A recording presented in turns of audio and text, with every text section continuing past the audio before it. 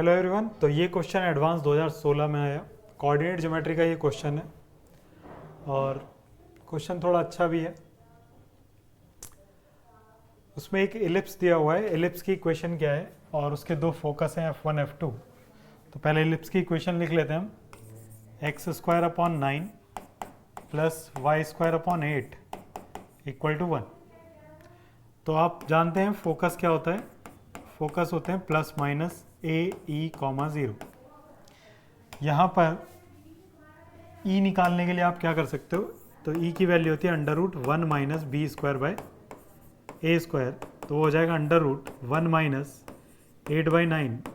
तो ये आएगा √1/9, दैट इज 1/3। तो फोकस हो जाएंगे हमारे ± a कितना है यहाँ पर 3 × 1/3, 0। तो फोकस हो गए हमारे ± 1, 0। अब हम F1 किसको बोलेंगे, जिसमें x1 0 से छोटा होगा। तो मेरा F1 होगा -1, 0 और जो मेरा F2 होगा वो होगा 1, 0। इतनी बात हमें पता है। उसके बाद उसने बोला कि एक पैराबोला भी बनाया गया। तो एक एलिप्स था हमारे पास, उस एलिप्स के साथ ओरिजिन को वर्टेक्स मानते हुए एक पैराबोला बना, जिसने एलिप्स को फर्स्ट क्वाड्रेंट में m पे और सेकंड क्वाड्रेंट में n पे काटा। इन दोनों को मिलाओगे तो ये परपेंडिकुलर बनेंगे इसके mn। तो मेरा जो पैराबोला होगा वो फोकस, उसका फोकस है F2 मतलब 1, 0। तो उस पैराबोला की इक्वेशन हो जाएगी y² = 4x। y² = 4ay होती, y² = 4ax। तो a की वैल्यू 1 है, तो इसलिए y² = 4x। मुझे अगर m और n के कोऑर्डिनेट्स चाहिए तो मुझे इन दोनों को सॉल्व करना पड़ेगा, एलिप्स और पैराबोला को। तो x² / 9, y² की वैल्यू मैंने 4x रख दी यहाँ पर, तो 4x/8 = 1। तो 4 2 = 8, तो ये बनेगा 2x² + 9x = 18। देन ये हो जाएगा 2x² + 12x - 3x - 18 = 0। 12x - 3x - 18 = 0। 2x common, तो x + 6 बचेगा और -3 कॉमन, तो x + 6 बचेगा = 0। देन x की वैल्यू एक आएगी -6 और x की वैल्यू एक आएगी 3/2।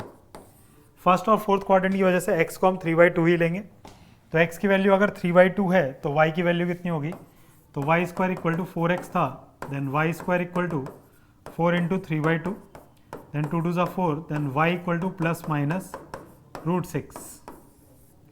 y = ±√6। तो उसके बाद क्या करेंगे, हमें m के कोऑर्डिनेट मिल चुके हैं। m का कोऑर्डिनेट कितना होगा, m का कोऑर्डिनेट 3/2, √6 और n का कोऑर्डिनेट 3/2, -√6 है।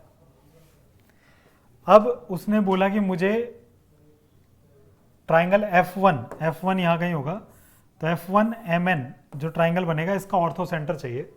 तो ऑर्थो सेंटर क्या होता है, intersection point of, ortho centre is intersection point of intersection of altitudes, point of intersection of altitudes होता है। तो अब एल्टीट्यूड्स के लिए आप क्या कर सकते हो, देखो ये एक तो एल्टीट्यूड है ही ये, तो मेरा जो ऑर्थो सेंटर लाई करेगा वो कहीं ना कहीं एक्स एक्सिस पे ही लाई करेगा, और एक्स एक्सिस पे ही लाई करेगा, यानी कि मैं y = 0 रख लूँगा अगर मेरे को दूसरे एल्टीट्यूड की इक्वेशन मिल जाती है। तो दूसरे एल्टीट्यूड की इक्वेशन के लिए ये कोऑर्डिनेट हमारा 3/2, √6 था माइनस का, और ये फोकस -1, 0 है। तो पहले मैं इस लाइन की स्लोप निकालता हूँ। तो इस लाइन का स्लोप आएगा -√6 - 0 / 3/2 + 1। देन ये स्लोप आएगा कितना, -2√6 / 5। लेकिन मुझे स्लोप चाहिए किसका, इसके एल्टीट्यूड का। तो उसका स्लोप हो जाएगा, वो रख लेंगे हम y - m वाला कोऑर्डिनेट, y - y1,